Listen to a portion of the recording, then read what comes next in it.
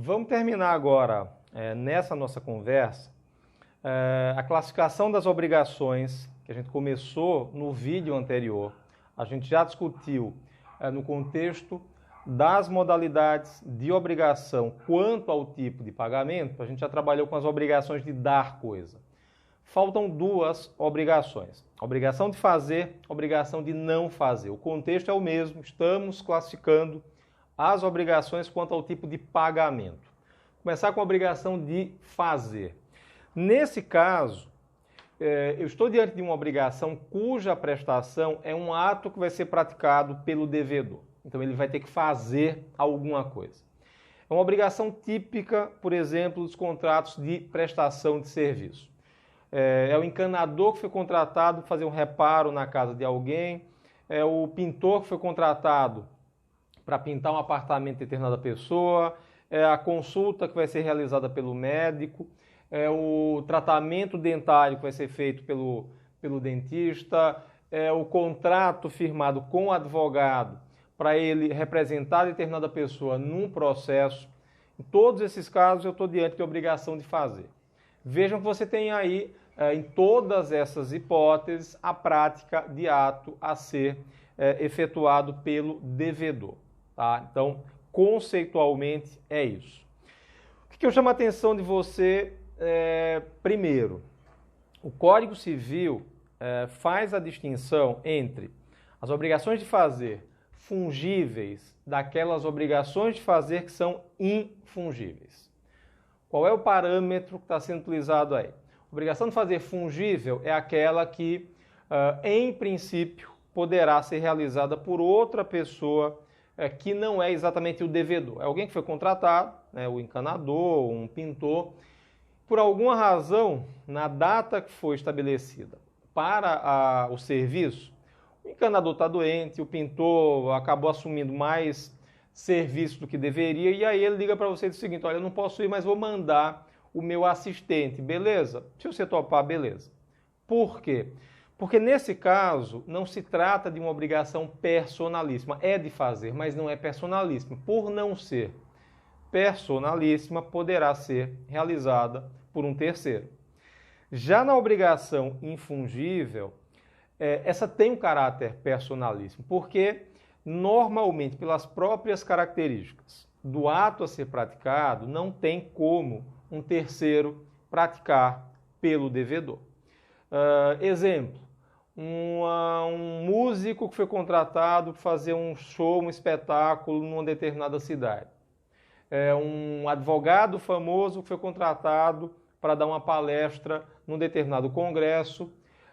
É um cirurgião plástico mega famoso e que cobra muito pelo serviço e que foi contratado para realizar uma cirurgia numa determinada pessoa, naquele hospital, naquele dia, tudo certinho. Essas obrigações aí têm caráter personalíssimo.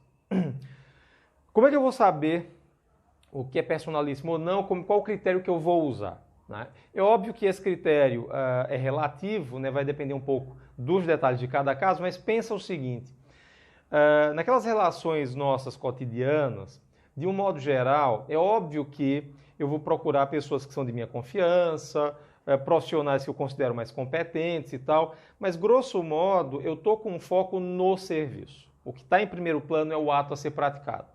Né? Então eu estou de olho aqui, estou preocupado é que consertem o encanamento do meu banheiro que está arrebentado, em fazer a pintura do meu apartamento que está meio velho. Então o serviço está em primeiro plano. É diferente, nesse caso você teria obrigação fungível. É diferente da obrigação infungível em que o devedor está em primeiro plano. Porque é aquele artista que precisa fazer o show, senão eu teria contratado outro.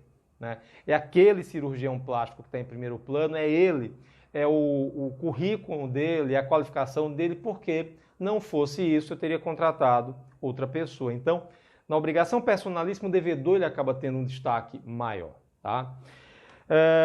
Uma questão importante também, o descumprimento dessa obrigação de fazer obedece uma lógica similar à da obrigação de dar coisa, que é o devedor responder apenas, pagar perdas e danos apenas quando o descumprimento da obrigação se deu por culpa dele. Se porventura o descumprimento se deu por fato alheio à vontade dele, desfaz-se o contrato, mas sem o pagamento de multa ou o pagamento de perdas e danos fixadas judicialmente. Beleza? Para fechar, o Código Civil trata ainda da obrigação de não fazer, é a terceira modalidade, e nesse caso, né, com perdão da redundância, é exatamente o inverso da obrigação de fazer, ou seja, a obrigação de não fazer, o devedor cumpre com a obrigação deixando de praticar um ato.